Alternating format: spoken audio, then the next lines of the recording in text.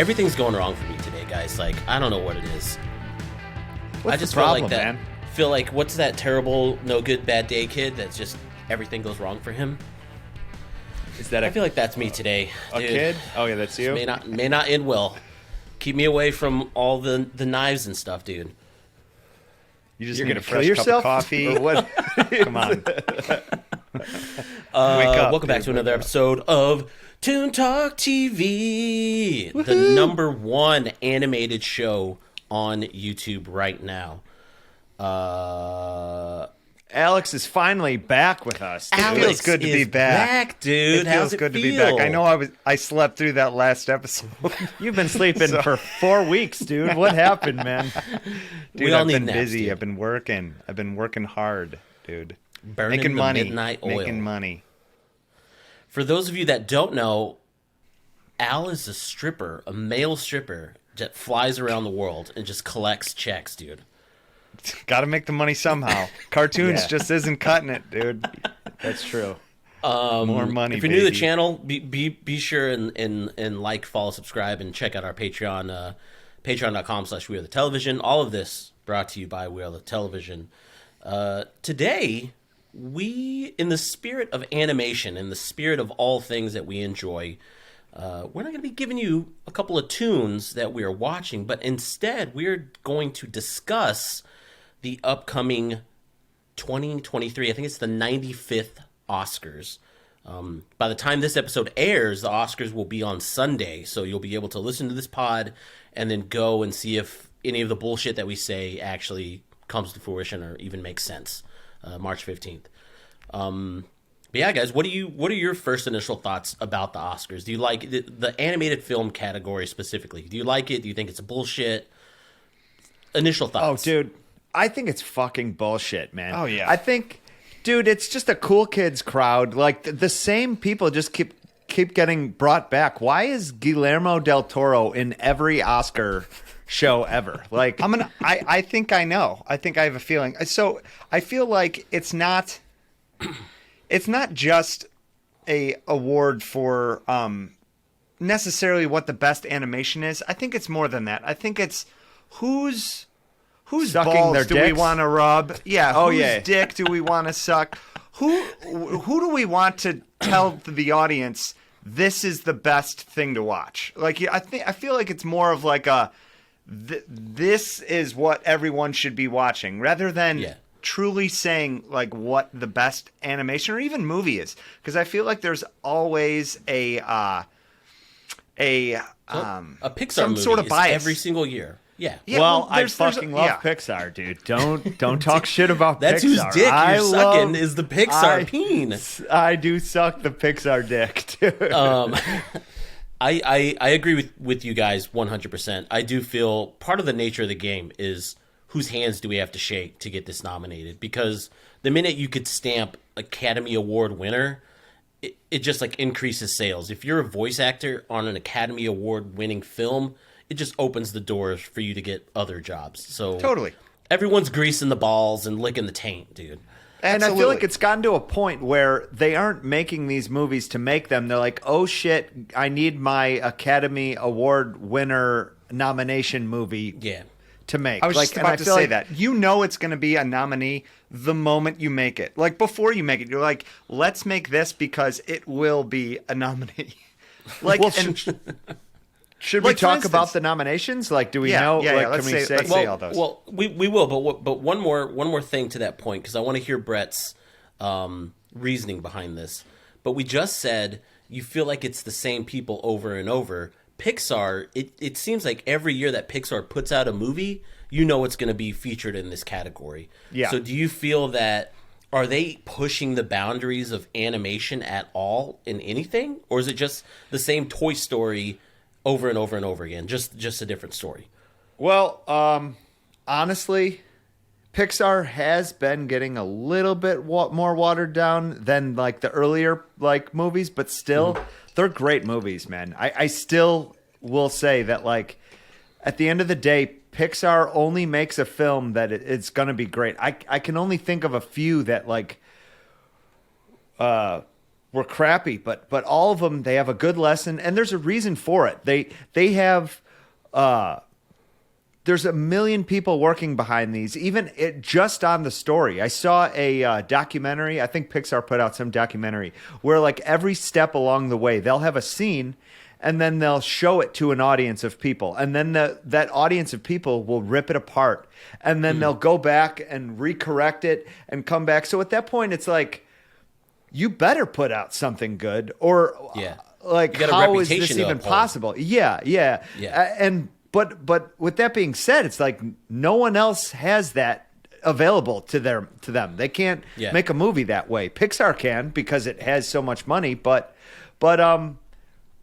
they're still great, man. They're still like even the Turning Red is the one that got nominated.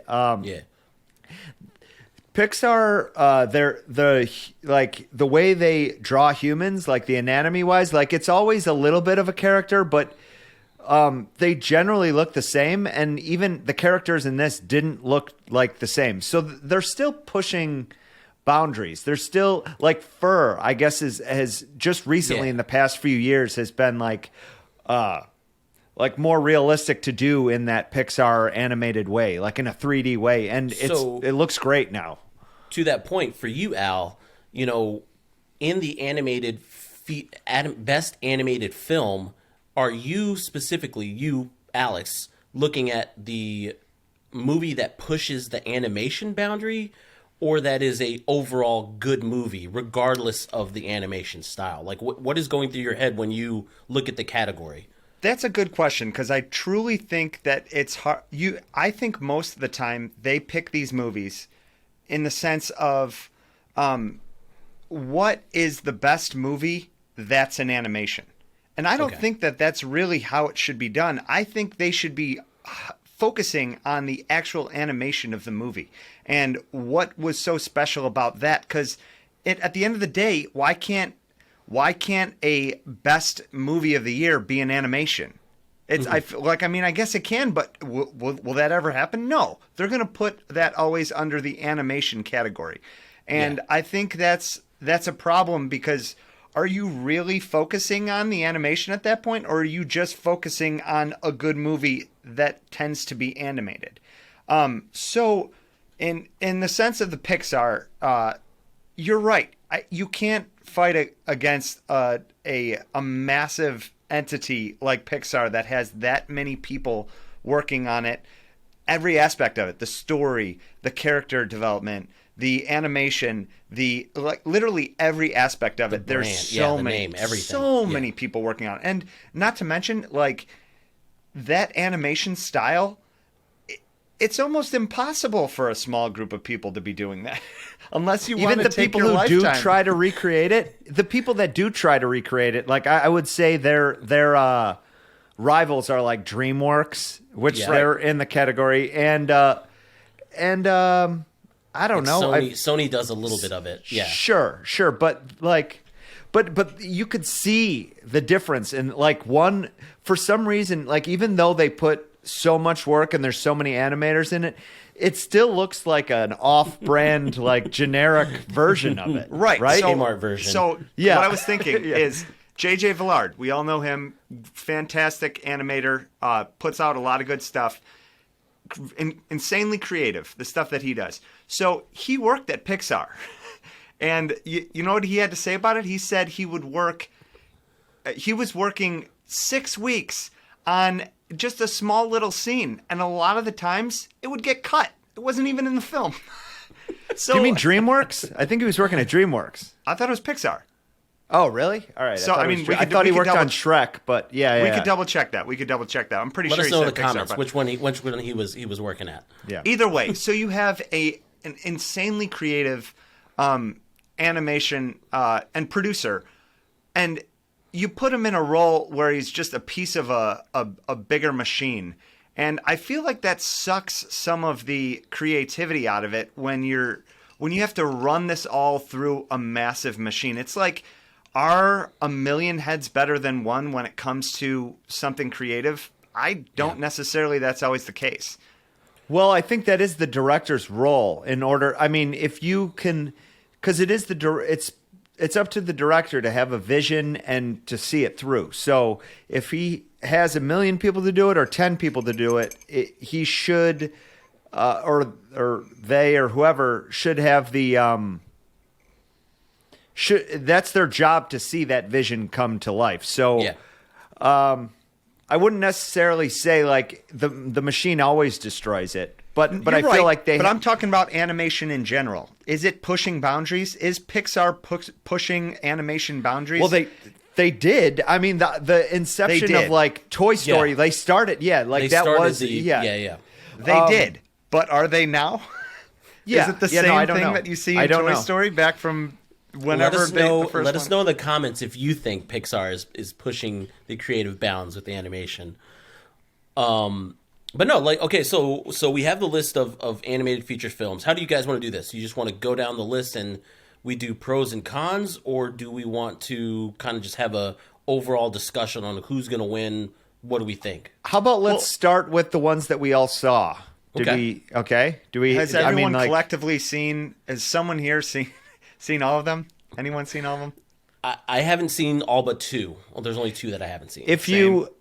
Yeah, there was only 2 that I didn't see either. I mean, 2 of them were fucking $20 on fucking Amazon Prime. Cheap, man. If we could if we could get 2 more Patreons, we'll all be able to order one movie and we could watch it together. So please go to our Patreon, please. We would love that. Well, let's just kick it off with the top one. Guillermo del Toro's Pinocchio. Al, you also brought this up on a previous pod that we'll link in the description. For me personally, I think that's the front runner to win this. I agree. I agree. So in my opinion, this, even though it's not an original story, because Pinocchio's been around forever, everyone's done it multiple years. His version of this, I feel, greatly surpasses anything that's come before it.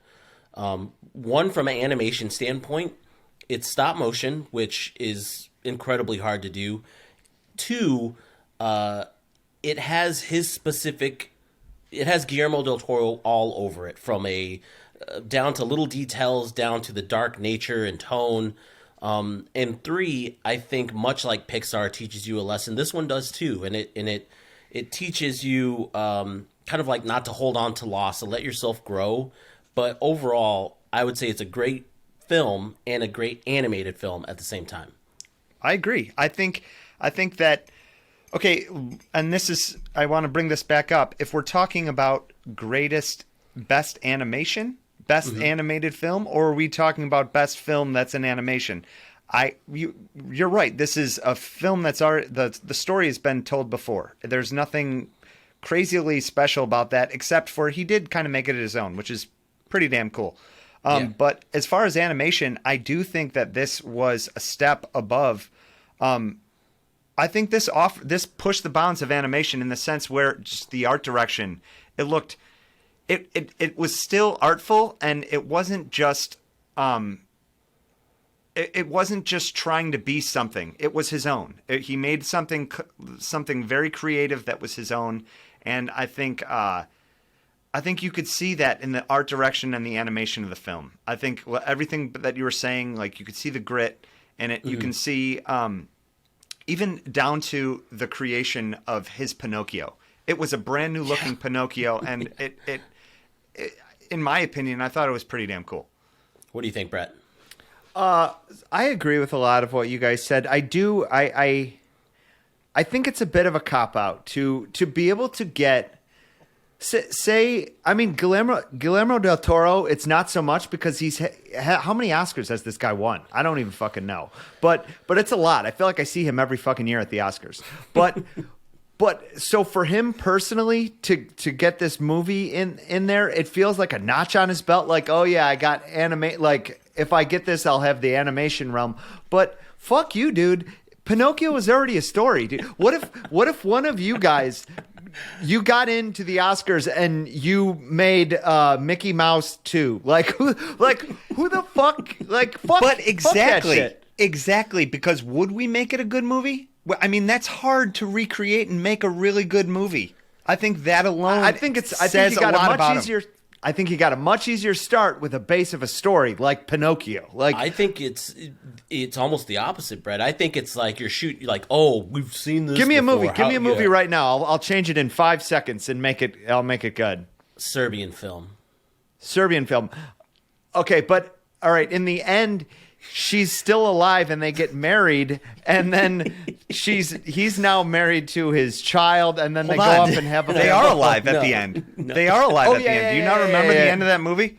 You can't end that better. Let's not do that movie. Let's. All right. No, give me something like.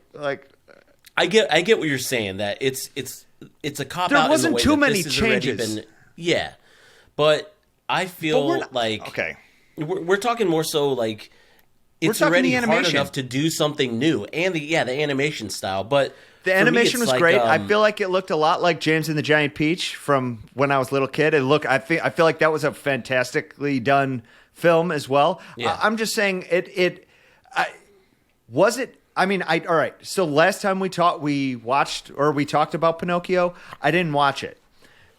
This time I watched it. Do I think it's a good movie? Yes. I think it was beautifully done? Yes.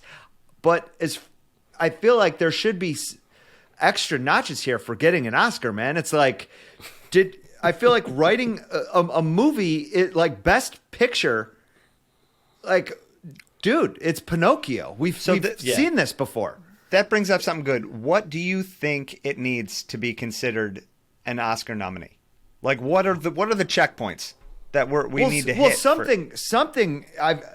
something original. Like, I feel like it needs to be original. Something I haven't seen before. Like, all right, if the first film that comes in my head that's Oscar worthy, Interface. Fucking Interface would win. I agree with you on that. 100%. That will never be an Oscar 1000%, nomination. yeah. I know. But I totally agree with you on that. I'm just saying something that you watch that's inspiring, that's new, that's fresh, that has a new take, a new vision on it, something that push the boundaries. Like, there's only 5 movies here. Don't tell me you couldn't think of 5 other better ones that Pinocchio was still in there. Like, I don't see I it. 100% agree with you on that. The question is, though, is it a new type of, like, what if Pinocchio was done in the Interface style?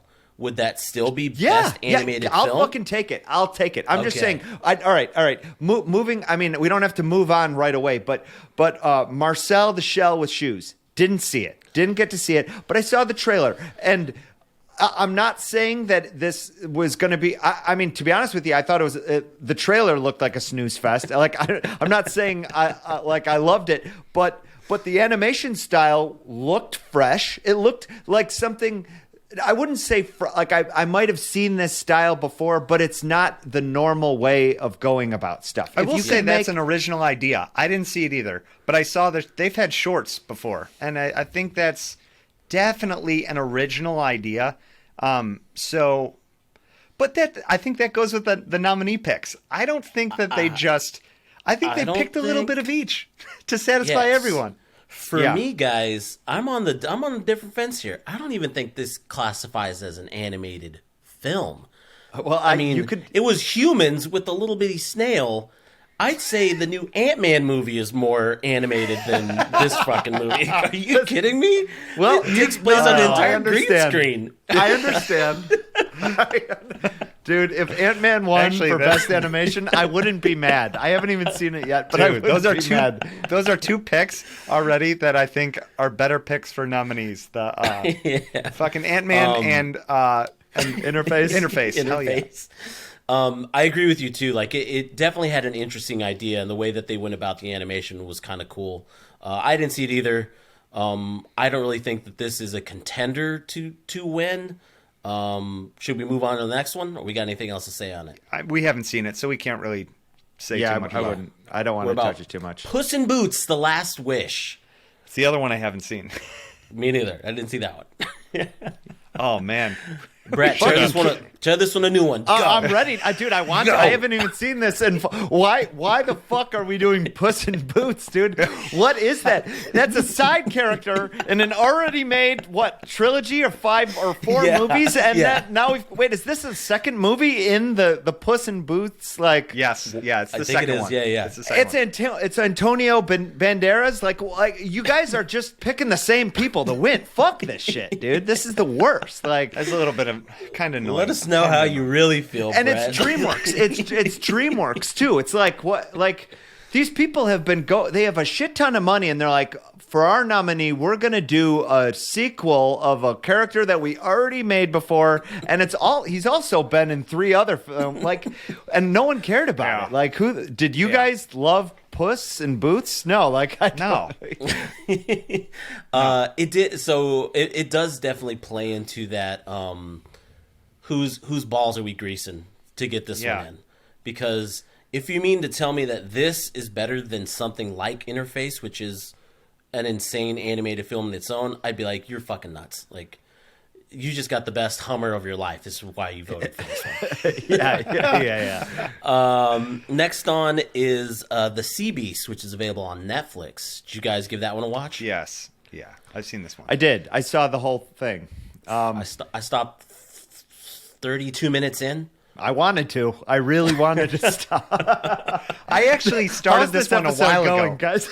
Yeah, I started this one a while ago, stopped watching it, and I finished it for this episode. So we're all Have on you guys the same seen page there. How to Train Your Dragon? Yes. That looked like a giant toothless. Have you seen like the It did. Yeah. And as far as like a sea beast goes, like why is it a cute giant large monster? Like I don't just make it a sea beast. I don't know. I don't think they were pushing very many boundaries with this. The story wasn't that great. I don't understand at all why this got picked. I will give this one a little bit of credit. Watching this the second time, I feel like the shots in this, it was pretty action-packed as far as like movement around and perspective with all this animation going on at the same time. And that took a lot of work, and I will give that credit because it wasn't your average scene cut, whatever. It was very much like you're on a boat, the camera is moving around, and you're seeing all of this cool stuff happen. So I will definitely, I think that as far as animation, I will give that part of it a lot of credit. I'll jump in on that and say that it's one thing to make water, like underwater, like Finding Nemo and stuff was difficult to do because it was like you have to show fish underwater. But to show like the line between like land or like above water and underwater and keep bridging that, like that's got to be insanely difficult to do with animation. And they did it, and I didn't think twice about it while watching it. So I think they did a pretty good job, I would have to say, with the water. For me, based off story alone, it much like you said, it was okay story, but it's movies like this where I'm like, okay, this is just basically the same animation style as Puss in Boots. You know, right. So you're going based off story, because you're definitely not going based off animation, because these are exact same things. Right. So for me, again, it was another one that was, is it pushing the boundaries? Probably not. Story was good, which I can see why it is animated, but I don't think it's a contender to win. And then last, the fifth one, Pixar's Turning Red. Love it. Who wants to go first? Fantastic. No, you guys talk about it. Can I start with this one? Yes. Yeah. Go ahead. Brett, you said you liked this one a while ago. I started watching this a while ago and rolled my eyes so hard and cringed so hard in the first 5 minutes that I turned it off and was like, this is not for me. I cannot fucking watch about this. Little girls getting their periods is not for you, dude. Dude, women's rights, bro. Just not the yeah, I am not the target audience for this. Don't have children, not a little young girl. But so here's the thing. And that's okay that I'm not the target audience for this. I think where this one failed is after I pushed through that first initial, I want to say like 15 minutes, maybe 20 minutes of the movie. It could have been less. I don't know. It just felt like that beginning of the movie was like 20 minutes up into the point where we see the panda, pretty much. I was so not into it, and I was thinking it was going to go a totally different direction. When it actually gets into it, I started to enjoy the movie a little bit more. It felt like I wasn't getting spoon-fed an agenda after that happened, and that is saying another thing about all these movies. I feel like nowadays. And maybe I'm just noticing it more as an adult, but I feel like every one of these movies has such an agenda, and I see through that, and it's painful. And it's just like, sometimes can you just show me something that anyone can enjoy? Why does it need a fucking agenda? I'm going to stop you, though. What was the agenda in this? The agenda for this one was the theme that exactly you think it is. There's not a movie showing how hard it is to grow up as a girl going through puberty. Am I wrong? Do you disagree with that? Yes, That's right on the head. But what's wrong with that agenda? Here's the thing. It could have been about that and not been spoon-fed to me for the first 15 minutes to make me cringe, and because I enjoyed the movie after that. You could subtly do that without making almost every scene jamming it every to that. Yes, exactly. And I that's where it failed. I feel like like it can still be that without needing to talk about it in every sentence. It's almost like that SNL skit, the Super Mario one. You guys see that? But with the Pedro, with our Mandalorian guy. But it's the scene where he's meeting all the characters, and he's like, "I'm Toad, and I'm gay." And then he's like, "I'm Luigi, and I'm also gay." Like, just show me a scene of him kissing someone. You don't have to tell me, actively come out and tell me that he's gay. I get it. Right. I get what you're saying. This one, from a story perspective, I thought was really good. Much like you said, Brett, the animation style, like with making fur and making these look insanely realistic was fantastic. It also had like a weird different vibe as far as a Pixar movie goes, where like I felt like it was more of the what's the movie with the Mitchells, the Mitchells versus the Machines. Yes, where like it would be like they would say something like "pow," and then like a giant graphic or something would go on the like. It just wasn't like a normal Pixar movie for me, which. I mean, I don't necessarily. I'm not saying that it's a good thing, but it felt different. I would say that from a story perspective. I mean, spoiler alert! If you're seeing this, the part where you think that it's going to be the classic trope where she has to keep this a secret from everyone, and eventually at the end of the movie, it's revealed that she can turn into a panda. No, they're just like, nope, we're going to make this where everybody knows that she can turn into a panda, and this is where she uses it to her advantage. I was like, oh, didn't see that coming. That's pretty cool. I agree with you there. And I will say, after seeing the whole thing, this is probably what I think is second in line for the winner. In my opinion, it's either Pinocchio or this one. Let me tell you what, I don't necessarily, I'm not saying that this one deserves to win or anything, but I will tell you why I like Pixar movies so much. Okay. And they all have it. To me, it's the most digestible form of content where it's like, not only do they tell you a story that's original, I feel like they might have some common tropes, like, but it's still going to be an original story that it's a feel good all around. You could, I don't like, you don't need to go into it like having any like big expectations, like, oh, is this movie like for me right now? Like, I feel like you could turn it on at all times of the day. It's always going to be, it moves you in some way. And on top of that, with it being animated, I feel like the colors are just always so bright and inviting. It's just an all around, like, it's like the fast food of movies for me personally, where it's like, it's just wholesome. It's just easy and delightful, it's just And they never go wrong with that. It's never something like, whoa, Pixar really are like they're not breaking boundaries in any like darker form like that, but they don't need to because it always moves you in some type of way. Dude, cold to Pixar right there. Brett's brainwashed. Just loves Pixar films. Maybe, dude. I do think they broke boundaries in making it about that topic. There are no other movies about that. So I do think that's in a way broke a boundary. So that is partly why I think it's gonna win over if it wins over Pinocchio. But also saying that, I don't think a plot line should be a reason that it should win Best Animation. I think it should be core about the animation.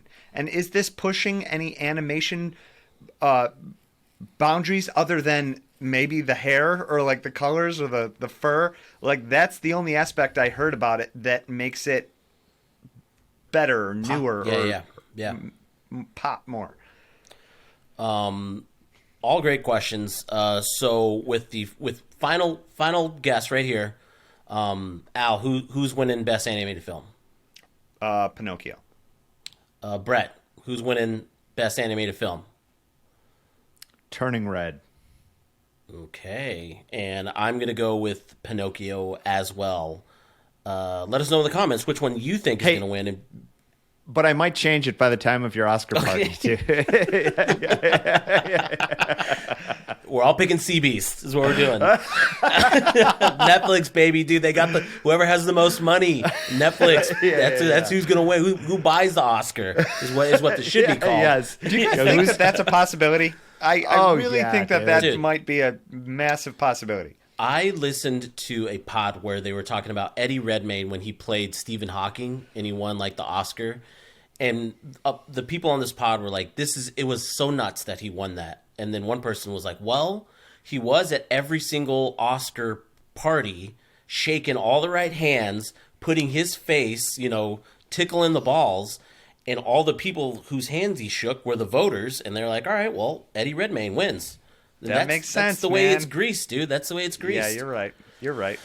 But no, let us know in the comments who you think is the best animated film or just the best film that's an animation as well. Be sure and like, follow, and subscribe, and check out the Patreon. As we said, 2 more, and we can buy a film. Buy a movie. We just need 2 more Patrons, 2 more. and we'll be able to buy 1 movie for this. For the next one. And before we go, we just want to let you know that we will be live tweeting the Oscars night of as this category is going. So be sure and follow along.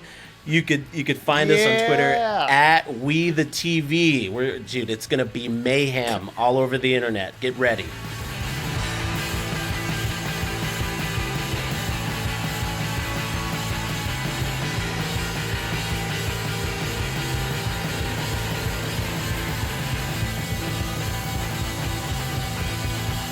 We are the television.